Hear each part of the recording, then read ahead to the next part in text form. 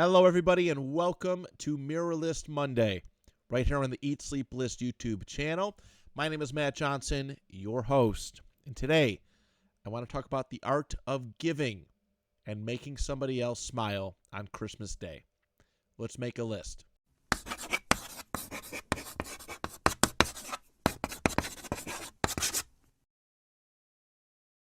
It is better to give than it is to receive. And that was advice that my parents gave me many, many years ago, probably 7 or 8-year-old Matthew. And it took a very, very long time for that message to resonate with me. A very long time, probably way too long of a time. But you know, I was a kid back then. I only cared about what I got. It was exciting. You go to bed, Christmas Eve, wake up Christmas Day, and there's presents. And you wanted all the toys. You wanted all the video games. You wanted CDs and VHSs and DVDs and all sorts of other weird electronic gadgets. But you just wanted stuff. That's who I was as a kid. All right, I wanted all the material possessions. It just it was like a social status. Like, it was kind of weird. Like, we'd go to our cousins, like their extended family party at night, and show off what we got. Like, that was the cool thing. Like, oh, you can bring like a toy or two, and you couldn't wait to tell people what you got. And even when you went back to school after Christmas break, you see people with new things. All right, they got new clothes, or they have something else that's new and fancy, and you wanted to be somebody to tell people about what you got. But all I cared about was stuff. In fact, I have this memory of me in the second grade.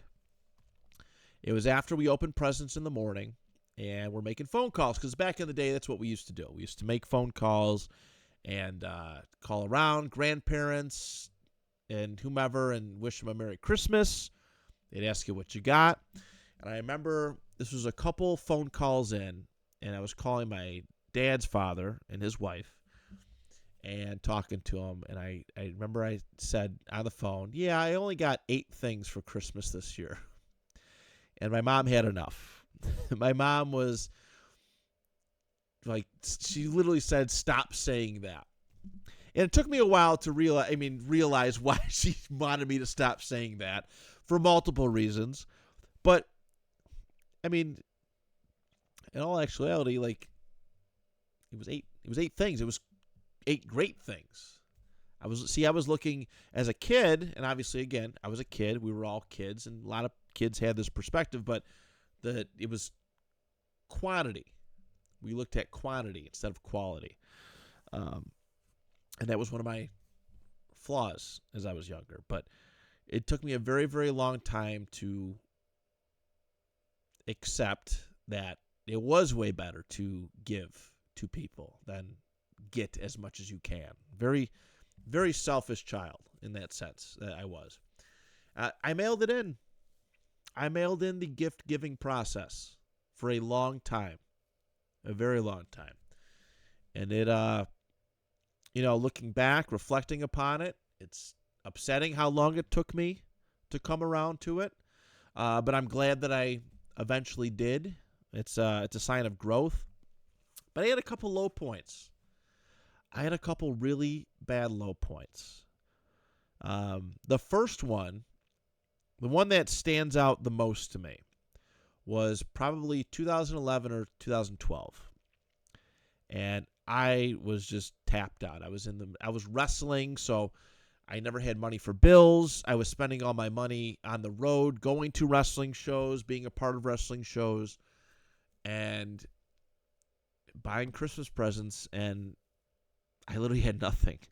And I bought my dad, I had like $25, and I went to Kmart, and I bought my dad a Tony Stewart t-shirt.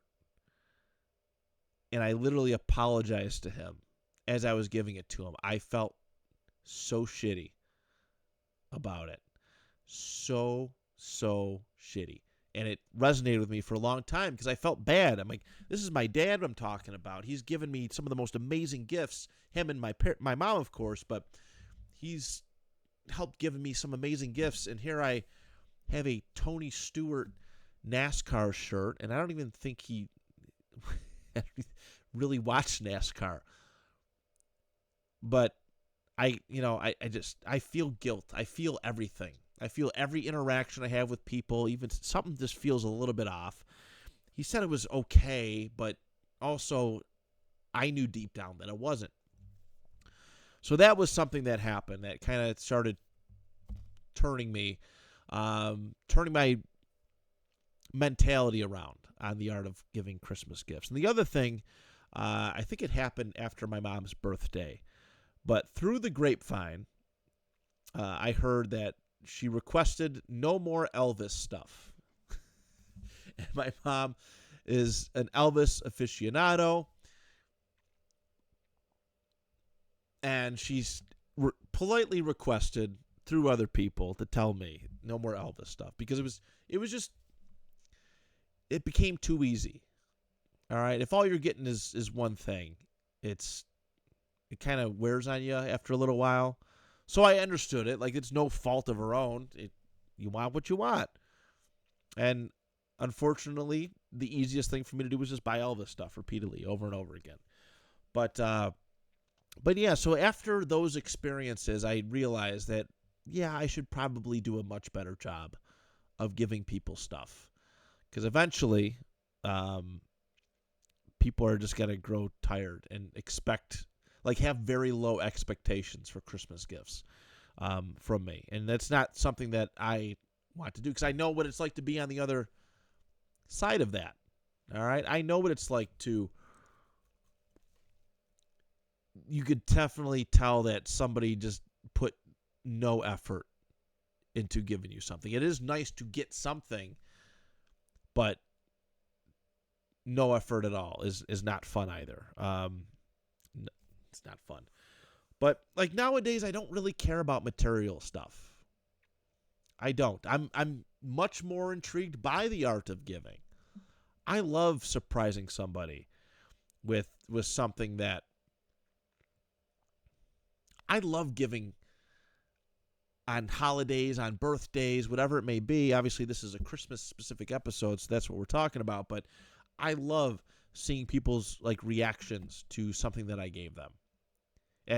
That is way more rewarding than any material possession that I could ever receive. I'm very difficult now when it comes to Christmas lists. Ask my family, hey, can I get your Christmas list? I got nothing for you because I don't want really anything. I don't. I love to give. I love to fulfill people's Christmas wish lists, and once in a while, surprise them with something completely unexpected.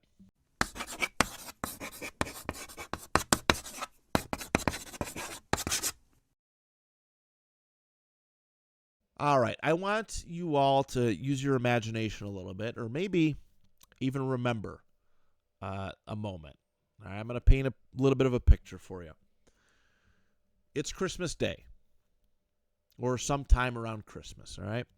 You are opening presents from somebody, and, all right, you're tearing off the wrapping paper, you're opening a box perhaps, and inside this gift wrapping, this presentation, is something that you did not ask for, but it is something really, really cool.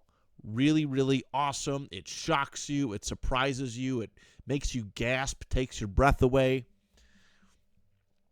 And think about how it made you feel, or how it would make you feel. You feel heard, right? You didn't ask for this thing, but somebody put in enough thought and effort into giving something that you didn't know that you wanted until you opened it up. Probably felt pretty excited. All right, you felt listened to, understood, all that stuff. It feels really good being the person giving that gift too.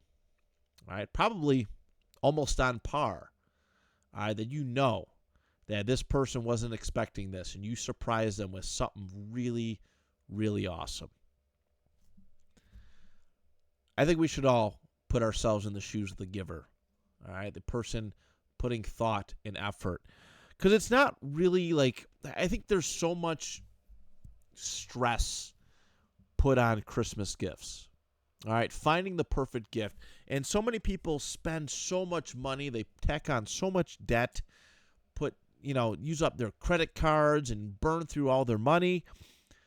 And I think it's unnecessary. I do. The perfect Christmas gift is not about how much you spend on somebody. It's about listening and understanding the people that you are buying for. All right, have I been generous with Christmas gifts before? Absolutely.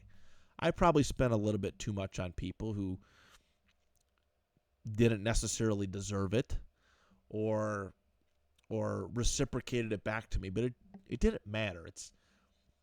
I knew how to make them feel, and that stands out so much more. Some people, it's harder to do for than others. All right, it's definitely harder to do. Some people will give you a list and they just want what's on it. But man, when you really truly know somebody and surprise them with something out of nowhere, unexpected, it's a really great feeling for both people involved. And yeah, I think it's a really a lesson in knowing who you interact with.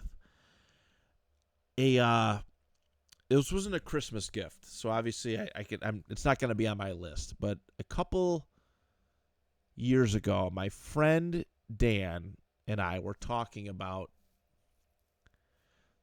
a video game. It was a very rare video game. It might have been like Toomba. I think it was like Toomba 2. And he talked about it on a podcast episode. And it something clicked in my head. And I'm like, man, I got the funds to do this and surprise him. A just because gift. By some kind of maybe even throwaway moment that he thought nothing would come from. And I purchased it for him. And he was shocked. He was pretty excited about it. And that made me feel good. You just got to listen to the people around you, the people that you love and care about. Really, when you're talking to them, listen and pay attention to everything. Everybody talks, all right? Everybody will open up and leave clues as to something that you can use in the art of giving gifts.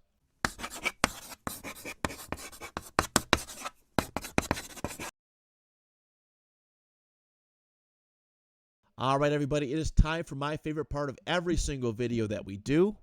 It is time to make the list. As I always encourage, please feel free to comment your list in the comment section below, or feel free to email me at eatsleeplistpod@gmail.com. The email address is in every single video description that I post. Would love to hear some great stories of giving gifts to people. It doesn't necessarily have to be for Christmas.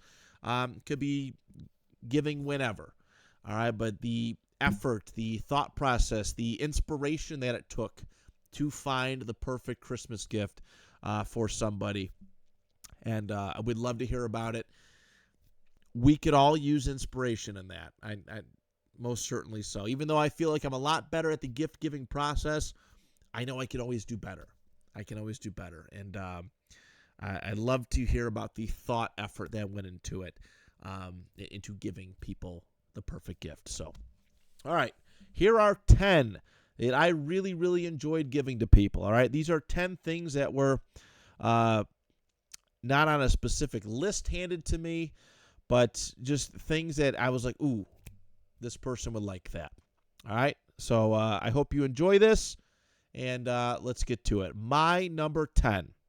We're going to start off with some gifts that I gave last year to my friends. And I've talked about in past episodes how rough last year was for myself. All right, I was on family leave. The day before Thanksgiving was my last day of work before the end of the year. And I was excited. I was like, wow, I get all this time. I get to spend with my kid, my dog, and everything's going to go hunky-dory perfect. And boy, oh boy, was I wrong. All right, dog passed away within a week. And my family leave paychecks didn't start showing up until like 3 or 4 days before Christmas, which is not great when you're trying to go Christmas shopping and buy people stuff. So I was on a tight budget. And for my friends, I didn't have a lot to give. I couldn't go out and buy cool, thoughtful presents. So what I did was I thought about what connects me with certain people. All right. Football. All right. Football is one of my love languages, one of my universal languages. I have a very special connection with a lot of great people because of football. All right. So what I did was I went to my studio. I had a big box of trading cards, and I put together card books. All right. Because I think collecting cards is fun. Someday we're going to do a card list, I'm sure. But I have friends who are Buffalo Bills fans. So my two co-hosts on Eat, Sleep, List, the audio version, Brian and Dan, put together Bills trading card books. Divided them up, gave them everything that I had, threw in a couple other players that I knew that they really enjoyed, and here you go. And I mean, I felt bad about it, but also like I seen how they reacted, and it made me feel really good.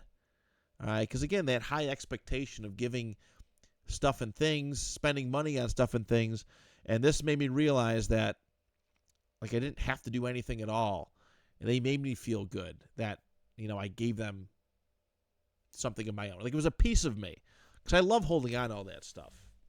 And like I gave them my Bills stuff. I had a friend who's a Lions fan. I gave him a Lions book.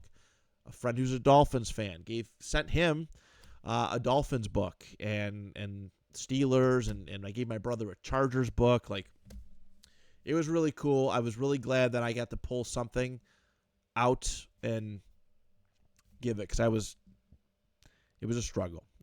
So that's my number 10, sports card books. My number 9.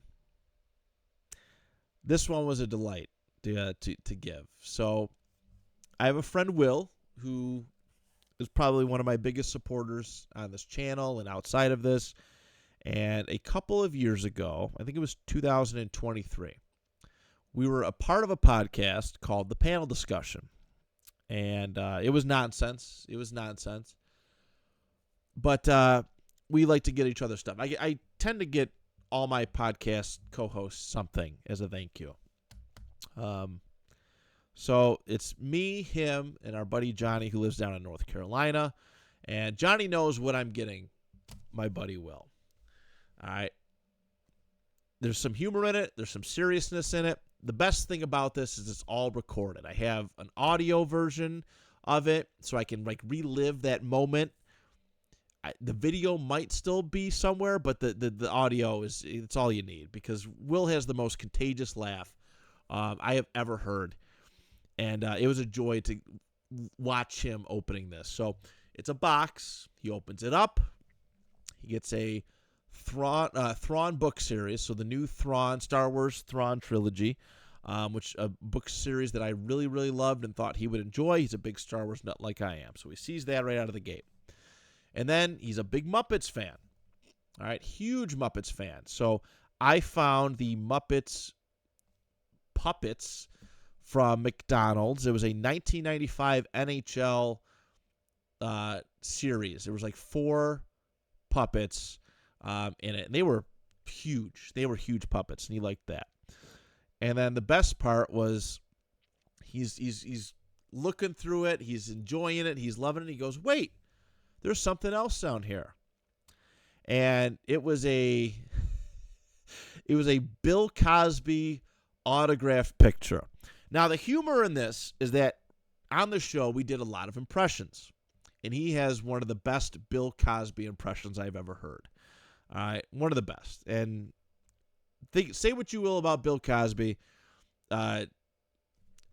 We like doing impressions and making fun of people who are bad. It takes away the power from them, I guess. And so we give it to him, and it's a picture of him with like a spark plug and like a Ford shirt. And it was just so funny because his laughter upon receiving it. And it didn't stop there. He actually put the photo, he sent us a picture, but he put the photo in like one of the photo frames in his house. And his wife, it took like a day or two for his wife to find out. But just seeing his reaction was like my favorite thing. It was my favorite thing. The joy that he got out of opening that, especially there's one more thing. So really loved that he took to it as well as he did, and just the laugh that ensued. But that's my number 9. Number 8. This is one I got from my dad. My dad's usually a pretty easy guy to buy Christmas presents for. He likes video games and he likes sports, and he likes work stuff. So he's always good for a video game or two, right? It's a layup. But I found this Atari 2600 retro. I think it was like a flashback console. It was preloaded with a bunch of games on it. But I knew that my dad had a fondness for the Atari 2600 because I had an actual Atari 2600 when I came home from Rochester, and he sounded I remember I told him I sold it, and he seemed kind of disappointed. So when I found this thing preloaded, about the same size, it had the 2 controllers. He opened it up on Christmas, and it was really cool to see him play these games again. All right. I mean, I'm seeing him play them for the first time, but for him, this is his childhood, right? He grew up in the 70s and 80s, where the Atari 2600 was the be-all, end-all when it came to video game consoles. There really wasn't much else. So I got to play, I don't know, like 10-yard fight or like one of those older like sports games, and we were just trying everything. And to see him like a kid again on Christmas. Again, he didn't ask for this. He didn't ask for this at all. But to see him kind of like a kid again, right? Because when you get something like that, as a kid, you plug it into the TV and you try to play it as soon as everybody's done with presents. And that's exactly what we did, is we played Atari 2600 bright and early in the morning as my mom and sister were putting breakfast together. So the Atari 2600 flashback console, retro console, whatever the heck it was called, that is my number 8. My number 7. I gave this one to my brother-in-law. Brandon. And I was not very kind to Brandon when he first started coming around. In fact, I was really, really awful to him, and I feel bad about it always. All right, feel bad about it always. It still bothers me. I was just a miserable human being, and yeah, it's a story. I treated him bad. One of my favorite gifts that I ever gave, and this was kind of like the start of me and him kind of really getting close, and more so me opening up to him, because he deserves so much better. He's a big Navy guy, right? Him and his father used to go to the Army-Navy games, if I'm not mistaken, the big football games. That was a big tradition that they go to. And I was going through some stuff, and he's a big history guy. I love talking history with him and all sorts of, war stuff. He likes guns and all that, yada, yada, yada. But I was at this resale place, and I came across old history stuff, and I found a World War II U.S. Navy medal that was like given to somebody on some ship or whatever the heck it was. It was legit, very cool. And he's one of those people too. He doesn't ask for much. He's like, just give me gift cards or something like that. But I bought him this, and he was like, whoa, that is really, he was genuinely surprised and happy about it. And look, was looking at it, and it made me happy that he enjoyed that. it was something, history is something that me and him can connect about, but just to surprise him with something that is a little bit unconventional, but he likes as far as I know, he likes collecting that sort of stuff, and it fit right in with his interest in the Navy, and all that too. But finding him that World War II medal was all the worth it. So that's my number 7. Let's go to my number 6. To my number 6. One of my Brian, again, one of my audio Eat Sleep List co-hosts, Brian. Me and him were really starting to gel in around Christmas time, 2020. I'm pretty sure it was. Yeah, I think it was 2020. Right around then, I just met him a couple months prior, and now we're starting to really come together. All right. And I remember asking him to come up to the studio. I said we're going to record something, and I had a surprise for him. And this was the first of many awesome gifts that we've both exchanged with each other. But it was a Stephon Diggs autographed Buffalo Bills helmet. All right, this is basically when Stephon Diggs first came to Buffalo, and he was pleasantly happy about receiving this. Who expects to get an autographed sports helmet? You know what I mean? It's so random, but I don't know. I'm like the worst person when it comes to having money. I give so much. And I don't mean to come off as an arrogant dude, but I want to take care of the people who I love and care about. I want to give them cool stuff. And me and Brian were really getting tight at that point in time. So it only was of course, this is easy, and something he'll definitely love and be surprised about. So the Stephon Diggs helmet, I love when I get to see him recording because he has it on a shelf behind his desk. It's always really neat to see that. So that's my number 6. Number 5. A couple years ago, hooking my buddy up, Dan, and he's a huge Batman fan. Dan is so much heart, and I love watching him just succeed because he's really big into doing plays, theater stuff, and he was actually in the Buffalo Bills Hallmark movie for just a teensy bit in the background. But I love taking care of Dan because he's been so good to me. He's been so good to me over the years. And he loves Batman. Huge Batman fan.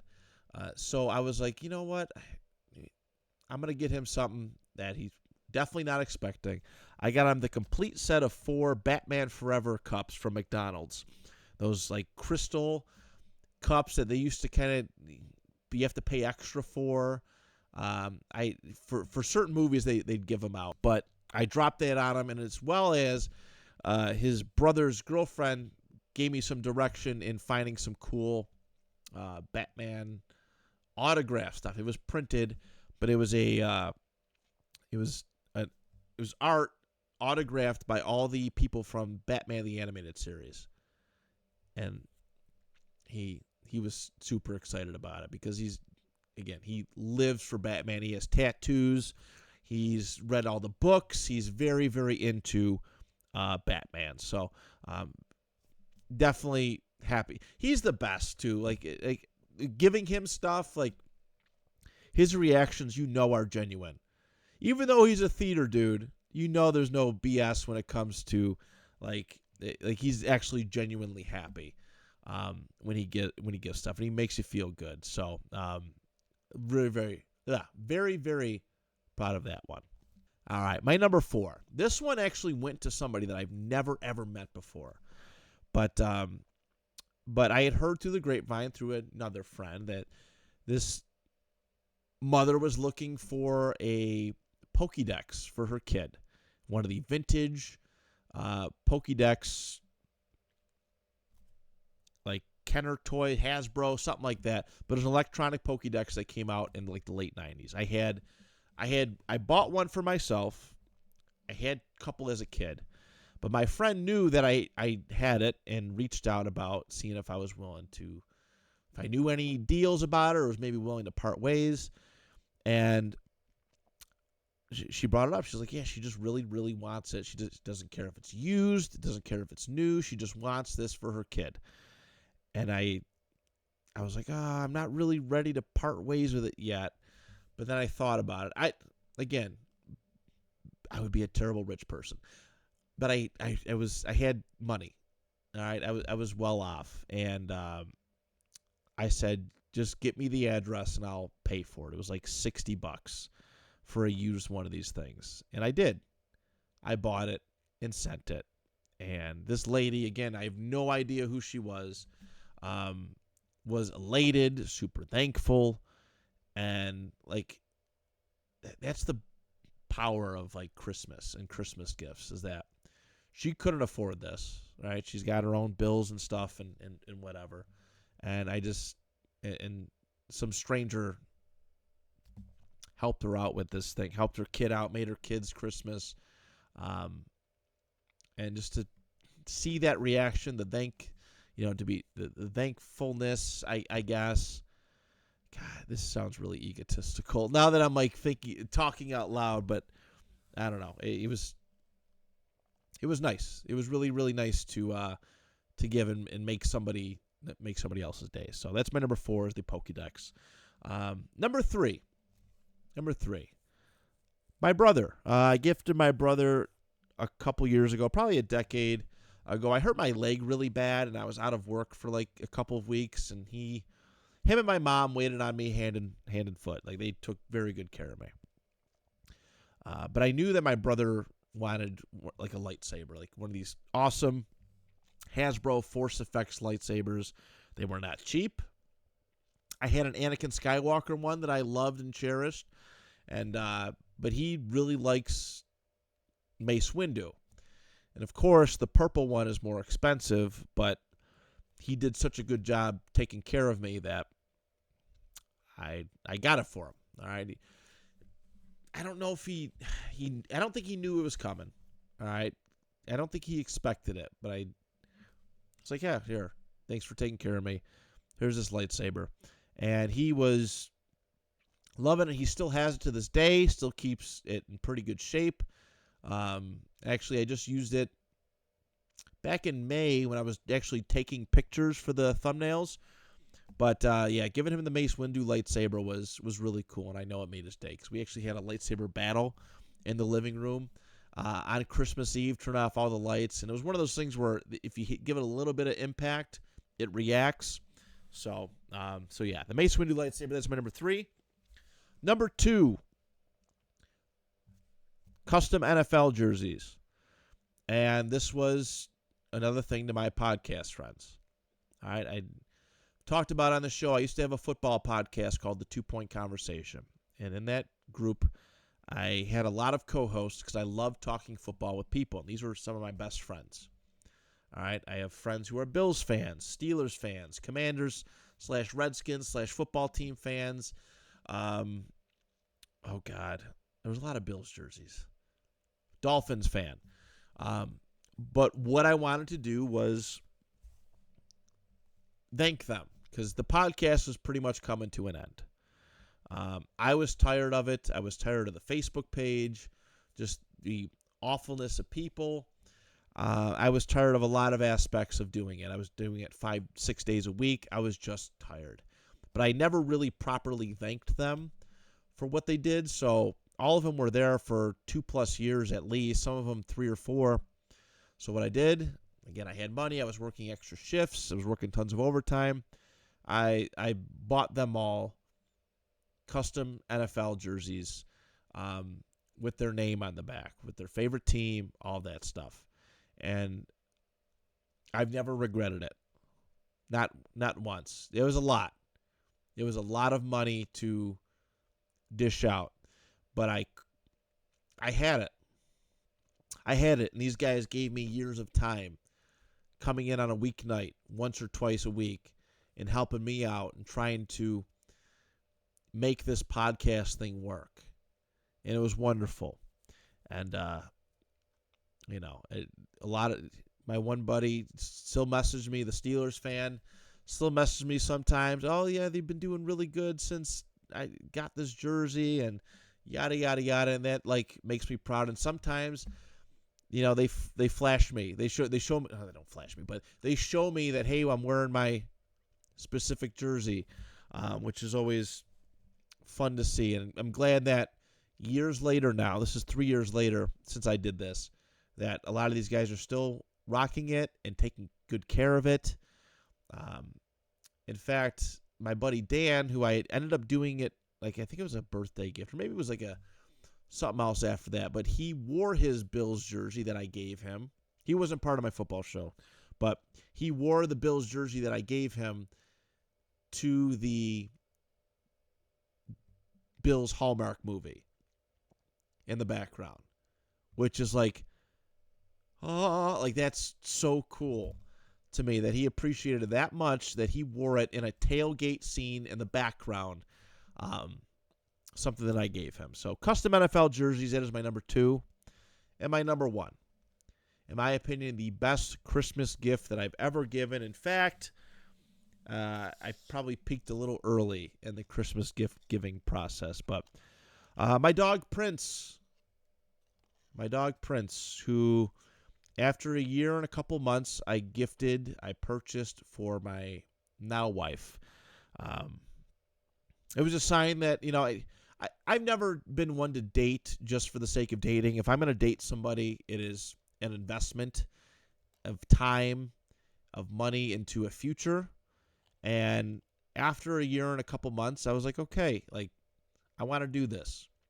So I was looking up different dogs. I wanted something hypoallergenic, but small and all sorts of things. And I found this little Yorkie. He was out of somewhere in Ohio. It was like $300. No, like $400 to get him in. My work helped me out with the money, and we got him. He flew in. The thing that was wild, though, is I had jury duty the week that he was supposed to come in, and I didn't know if I'd be able to pick him up or not. And fortunately, it all worked out where I got out early, got to go pick him up at the airport just in time, and bring him home.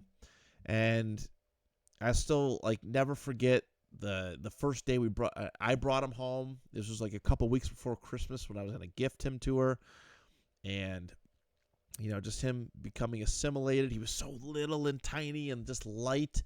He was probably like 5 pounds when I got him, and then Christmas Day came. She was over for Christmas Eve night. She slept over, and then I gave him in a box. I still have the video for it. I love looking back at it. But I gifted it to her. And she was like so surprised and happy. And here she is, this little dog. And this little dog held us together. There was a reason to kind of keep coming back to each other, even when things weren't all that great. And I love that little dog. I miss him dearly. He's the dog that just passed away last year. We had to put him down 10 years to the day where I picked him up at the airport, which made it especially difficult emotionally to do that. But what a great dog he was. Never forget him. I got ornaments. We still hang his stocking up. He's such a good boy. He was such a good boy, and I miss him dearly. But I've peaked. That was the best. You can't. It's hard to come back from that. Everything else has been. Here's my list. Get this. You really can't top surprising somebody with a dog, and easily the best decision I ever made. Was buying Prince for my wife and eventually, obviously, our family dog. So there it is, everybody. That is the top 10 gifts given, my personal favorite gifts given to people. We did it. I think it came off pretty well. Talking out loud, it does sound like, I did a great job buying people these gifts. But I think I did an all right job explaining the importance of why, of the gift giving process. This Friday, we're doing the John Cena list. All right, we are celebrating the retirement of the GOAT, the Doctor of Thugonomics, the Champ, so many other nicknames. And this is going to be like our only like non-Christmassy one till Christmas. So I want to celebrate him. We're going to talk a lot about him. He means a lot to me in the world of wrestling, of pro wrestling. So that's what's to come up. We did put a poll up, and right now, at time of recording, it's the top 10 John Cena moments list. But that can all change if you decide to vote a different way. But thank you so much. Love and appreciate you all. Again, don't be afraid to leave a comment about some of your favorite gifts given. But yeah, we'll talk to you on Friday. Till next time, do you even list?